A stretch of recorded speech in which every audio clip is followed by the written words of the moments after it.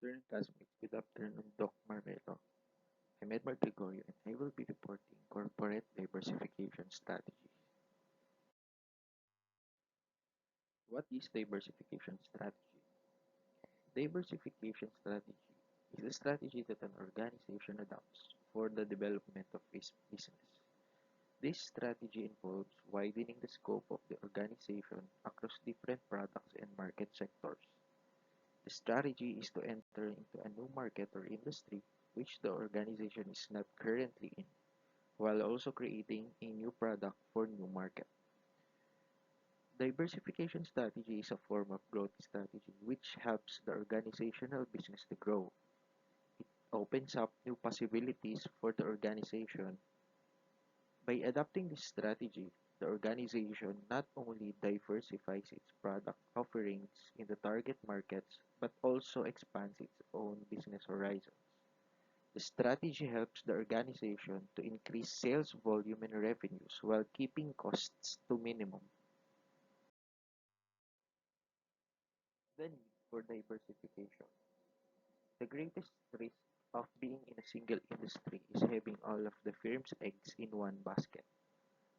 Although many firms are successful operating in a single industry, new technologies, new products, or fast shifting buyer preferences can decimate a particular business.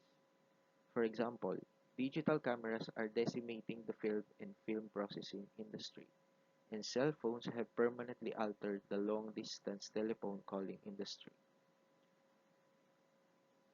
Diversification must do more than simply spread business risk across different industries. Diversification makes sense only to the extent the strategy adds more to shareholder value than what shareholders could accomplish acting individually. Thus, the chosen industry for diversification must be attractive enough to yield consistently high returns on investment and offer potential across the operating divisions for synergies greater than those entities could achieve alone. Many strategists contend that the firm should stick to the knitting and not stray too far from the firm's basic areas of competence. However, diversification is still sometimes an appropriate strategy, especially when the company is competing in an attractive industry. Diversification techniques.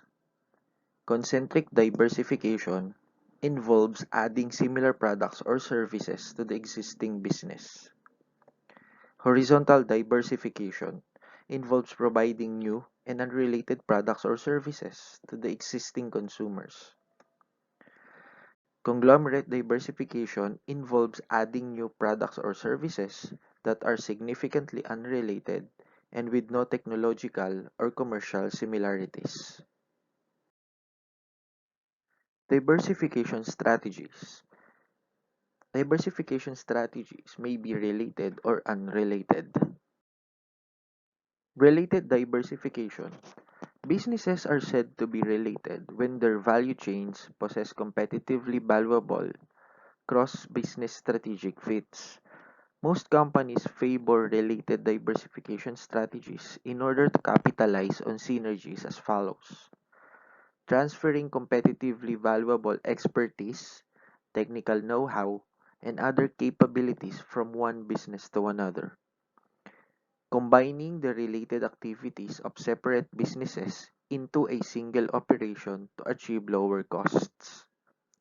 Exploiting common use of well-known brand name and cross-business collaboration to create competitively valuable resource strengths and capabilities.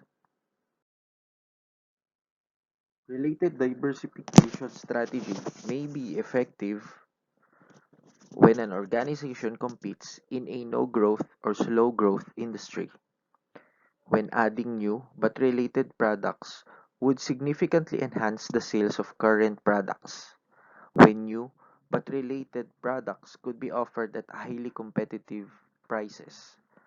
New but related products have seasonal sales levels that counterbalance an organization's existing peaks and valleys. When an organization's products are currently in the declining stage of product's life cycle, and when an organization has strong management team. Unrelated diversification.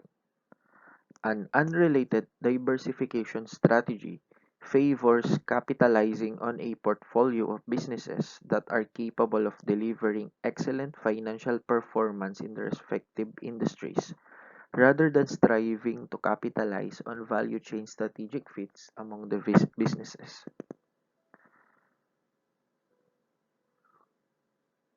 Firms that employ unrelated diversification continually search across different industries for companies that can be acquired for a deal and yet have potential to provide a high return on investment.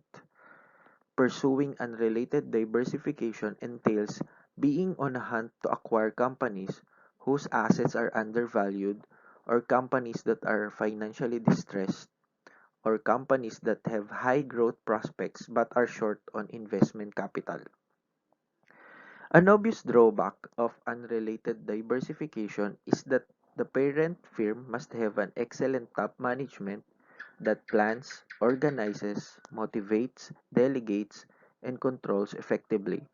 It is much more difficult to manage businesses in many industries than in a single industry.